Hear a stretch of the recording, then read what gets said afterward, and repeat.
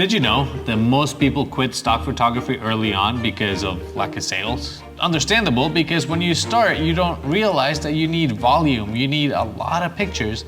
And how could you do that volume when you're busy with life? I mean, life literally gets in the way. So how are you gonna do hundreds, if not thousands of photos at the beginning when you're just busy? Today, I'm gonna share a few ways that are gonna make your stock photography uploads a little bit more efficient. Let's talk about productivity here, how to make this flow so that you can get more done and hopefully start generating some sales. Now, before we start, I wanna thank all channel members because you guys are amazing. The official sponsors of the channel, thank you very much. And also, a huge thanks to everyone that's chosen to subscribe to this channel. Literally makes my day. All right, the first thing is keeping it simple and taking notes with a pencil or a pen on a piece of paper like it was the 1900s. Otherwise, you're gonna end up distracted on Instagram or TikTok. So take notes and make a shot list. Well, how many things you can shoot this week for stock? And remember, if you need ideas, I have 20 monthly ideas that you can download for free at wollertzphotography.com. All the way at the bottom, put your email there, and then you have access to the list. I recommend you selecting yes for the newsletter, and you just get a little bit more information from time to time. But the list, like I said, 20 monthly ideas of things that actually do sell for stock photography, wollertzphotography.com. Once you have a few ideas, write down the 5 or 10 you want to do this month or this week. Just write them down so you can check them off. That massive help. When you can do the check, done, done, done, massive help. Literally a simple list of props, whatever. Look, I have, for tomorrow, I gotta do a photo shoot. I have this bag full of props of things that I'm gonna be using. And I have a list so I can go down. Just literally keeps things organized, gonna make your workflow a lot smoother. Now, number 2, I don't know. Number 2, one subject, one concept. Literally, keep it simple. If you're gonna shoot somebody eating a peanut butter sandwich, wides, tights, medium, zooms, action, just document the whole process, but keep it to the one subject and one concept. That's gonna make it a lot easier when it comes time to titles, keywords, descriptions, and uploading. Now, number 3, shoot in bulk. Yes, I know, I just said one subject, one concept, but shoot as many photos as you can from that one subject and concept. That's gonna help you upload more photos. From one photo shoot, you can get 20 or 30 good images, sellable images, if you do this bulk shooting. And then this goes to the next point, which is keeping the theme consistent. You know, when you're doing a photo shoot like this, you want everything to be consistent. That's gonna help you uploading, submitting, and it's gonna help buyers purchase more images from that shoot.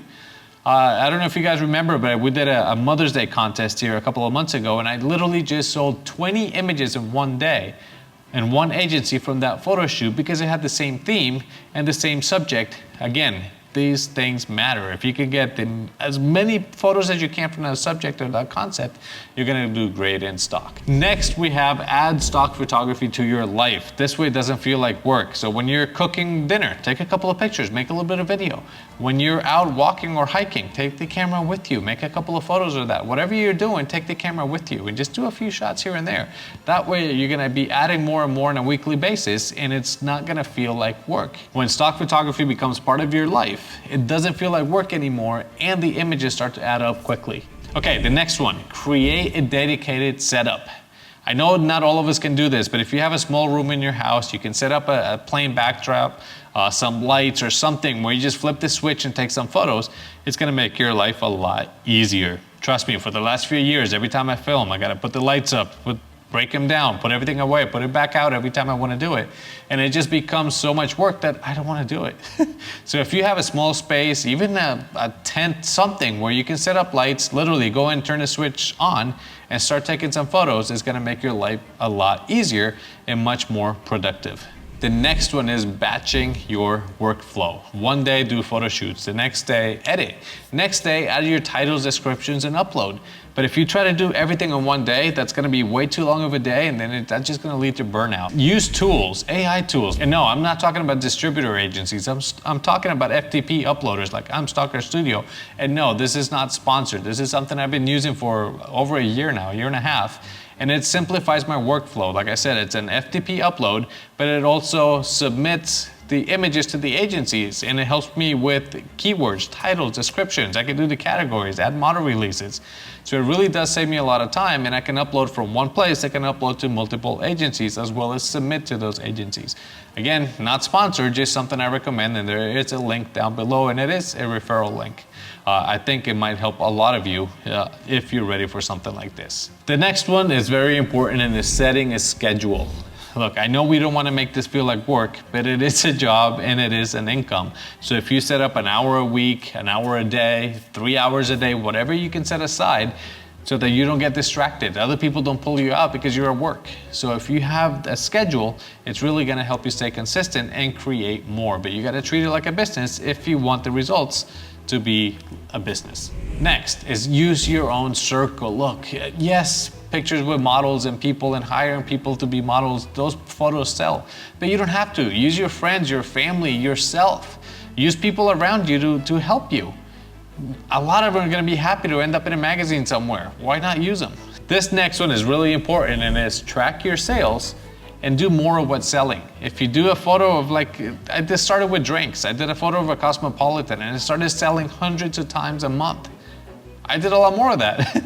Different angles, different variations, different backgrounds, and those have started to sell as well. So when something sells, do more of that subject or that concept. And then the last one here is take advantage of your unfair advantage. Remember when half my face was paralyzed because I had Bell's palsy? Those photos have been selling. Years ago, I twisted my ankle playing and it was all bruised and stuff, and I took photos of that. Those photos sell as well. And also good things. When good things happen, take photos of that as well. Your unfair advantage. Think of them as photo opportunities. Those tend to be good sellers. Anyway, I hope this was helpful. There's 12 or 13 ideas on how to be more productive at stock photography.